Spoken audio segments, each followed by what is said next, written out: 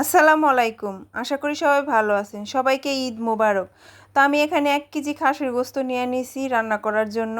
তো প্রথমে গোস্তগুলা দিয়ে দিলাম, দেওয়ার পরে পেঁয়াজ দিলাম, দিয়ে একটু গরম মসলা দিয়ে দিলাম আকড়া।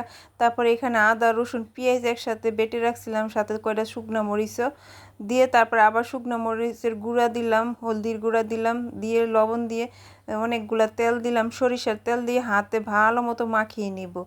তো আমি হাতে মাখিয়ে রান্না করি, বেশিরভাগ মজা হয় হাতে মাখিয়ে রান্না করলে।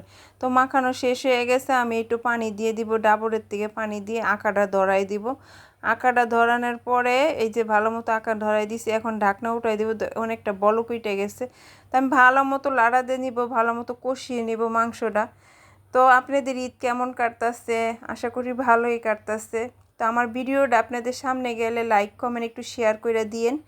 তো আবার আমি ঢাকনা উঠায় দেখো কি সুন্দর কালার হয়ে গেছে, ভালো মতো কষানো হয়ে যাইতেছে। আমি আরও কষায় ভালো মতো, তারপরে আমি ঝুল দিয়ে দিব। একটু ঝুল না দিলে তো সিদ্ধ হবে না, তো একটু ঝুল দিব, বেশি না অল্প ঝুল দিব।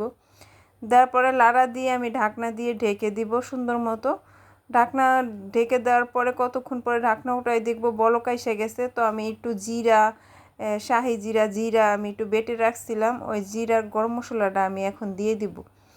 তো আমি আরও শুকাবো, চুলায় বসাই দিব, রাখবো, তাহলে শুকাই দেবো। তো জিরা ফাঁকিটা দিয়ে তো এই দেখো লাস্টে আমি এখন নামিয়ে নিব। তো হয়